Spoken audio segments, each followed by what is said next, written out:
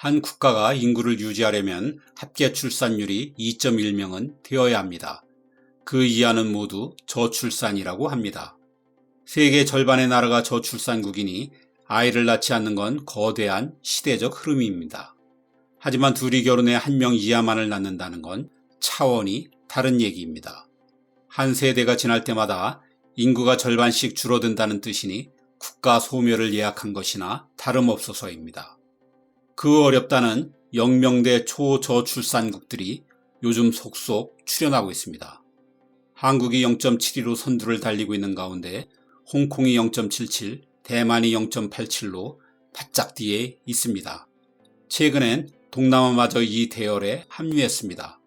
일런저리에서 간당간당하던 싱가포르가 드디어 0.97로 주저앉았습니다. 여기에 충격적이게도 태국이 분기 통계에서 0.95를 기록, 연간 통계에서도 출산율 1붕괴가 눈앞입니다. 그간 아이를 안 낳는 건 잘 사는 나라에서나 발생하는 사회 문제였습니다. 프랑스, 영국, 독일, 스웨덴 같은 선진국들이죠. 태국은 1인당 GDP가 이제 겨우 7,000달러인 개발도상국입니다. 저출산이 이런 식으로 진행되면 태국은 경제 발전을 이루기도 전에 고령화를 맞는 최초의 국가가 될 것입니다. 그런데 영명대 출산율을 보이는 이 국가들엔 놀라울 정도로 닮은 점이 있습니다. 첫째, 인구 밀도가 높거나 도시 집중화가 극심합니다. 싱가포르와 홍콩은 아예 도시국가입니다. 인구 밀도 조사에서 세계 최상위권이죠.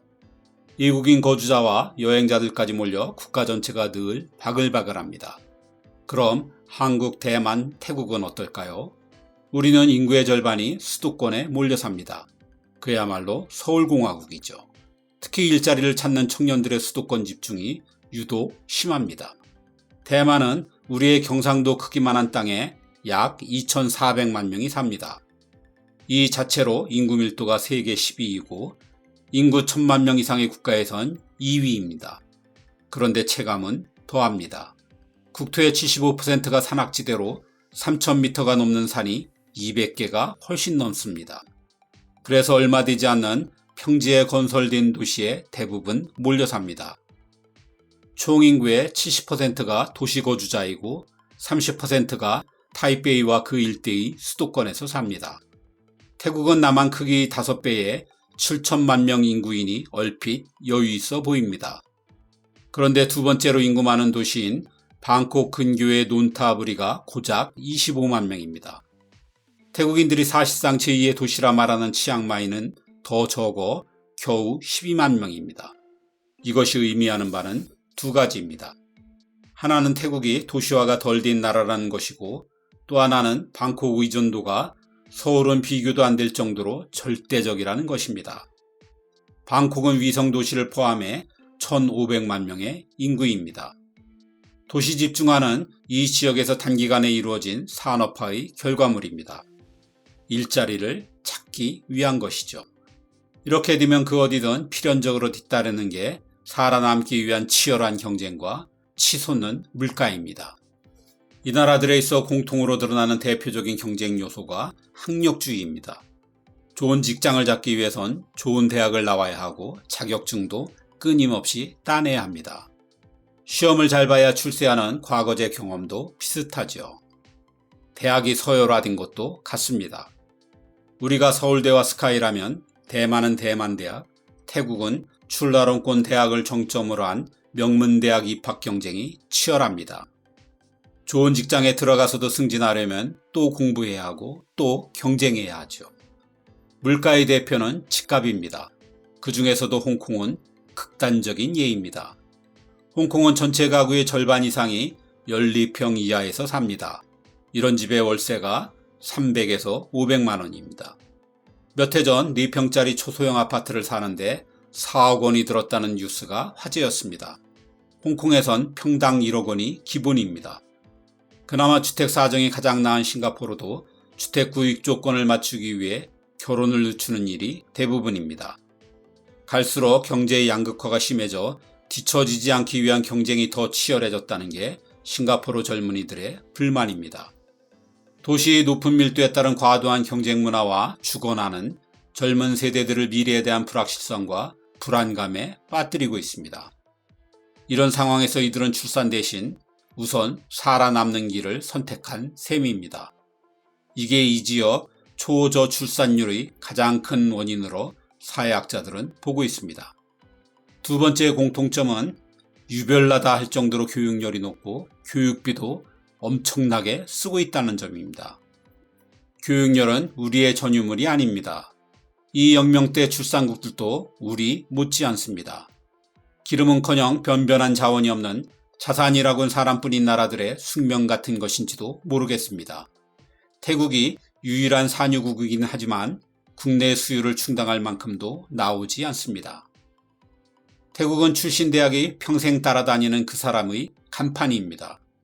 사회생활도 학연이 가장 중요합니다. 그래서 명문대를 가기 위해 과외도 받고 여의치 않으면 입시학원에서 재수와 삼수도 기꺼이 합니다. 2022년 통계를 보면 1인당 국민 총소득의 약 절반을 교육비에 쏟아붓고 있습니다. 이 탓에 태국 언론에선 감당하기 힘든 교육비가 저출산의 주요 요인이라는 분석 기사가 자주 등장합니다. 대만은 3살 때부터 정식 교육을 시작할 정도로 교육열이 뜨거운 나라입니다. 1년 학비가 1,500만 원이나 드는 국제학교와 사립학교가 대기 인원이 너무 많아 못 들어가는 실정입니다. 입시 학원마다 학원이 배출한 명문대 입학생 명단을 내거는 것도 우리와 비슷합니다. 반면 대만의 월급은 수십 년째 제자리라 교육비 부담은 매년 더 커지고 있습니다. 육아휴직도 마음대로 쓸 수 있는 직장 문화가 아니라서 출산 기피가 사회 현상으로 굳어지고 있습니다. 싱가포르도 아이들 교육에 허리가 휘는 건 마찬가지입니다. 서너 살이 되면 학원에 보내는 게 조금도 이상하지 않습니다. 싱가포르는 엘리트 사회입니다. 이 엘리트를 만들기 위해 대학원과 해외 유학도 보내야 합니다. 이렇게 자란 아이들은 나중에 커서 2세를 갖게 될까요? 그렇지 않습니다. 부모의 어려움을 지켜본 젊은 세대들은 오히려 두려움에 빠져 아예 결혼하려 하지 않습니다. 이게 요즘 싱가포르뿐 아니라 영명대 출산율을 가진 모든 나라의 실정입니다. 세 번째 공통점은 혼외 출산을 금기시하는 유교 문화를 가졌다는 점입니다. 우선 유교 문화라고 하니까 싱가포르와 태국도 라는 의문을 가질 수 있습니다. 싱가포르는 처음부터 중국계가 말레이시아에서 떨어져 나와 만든 나라입니다. 태국은 13세기 중국에서 내려온 세력이 세웠고 지금도 40%가 중국계 혈통이라 유교 문화권이라고 할 수 있습니다. OECD 통계에 따르면 혼외 자녀 출산율과 합계 출산율은 명백한 상관관계를 갖고 있습니다. 혼외 출산 비중이 높은 나라가 전체 출산율도 높다는 것입니다. 물론 반대도 성립하고요. 인구학자 데이비드 콜먼 교수에 따르면 출산율이 1.6명을 넘는 나라 중 혼외 출산율이 30% 미만인 나라는 한 곳도 없다고 밝히고 있습니다. 관련 통계를 보면 혼외 출산율이 최고인 프랑스의 60%를 비롯해 유럽 국가는 40에서 60% 사이입니다. 한국은 어떨까요? 우린 2.2%. 이것도 OECD 꼴찌입니다. 영명대의 초저출산국들 역시 우리와 사정이 별반 다르지 않습니다. 이 유교의 영향을 받은 국가들은 모두 혼외 출산을 바라보는 차가운 시선 때문에 결혼하지 않으면 출산도 없는 상황입니다. 대만은 한 해 신생아만큼 미혼모의 낙태가 이루어집니다. 우리도 거의 비슷합니다. 물론 미혼모의 낙태가 모두 따가운 인식 때문만은 아닐 겁니다. 이를 둔 찬반 논란도 당연히 있을 테고요. 다만 OECD 평균 정도의 혼외 출산율만 가져도 당장 급한 불은 끌 수 있다는 게 인구학자들의 분석입니다. 이런 공통점으로 각국은 급격한 인구 감소를 겪고 있지만 걱정 포인트는 조금씩 다릅니다. 대만엔 반도체 방패라는 말이 있습니다.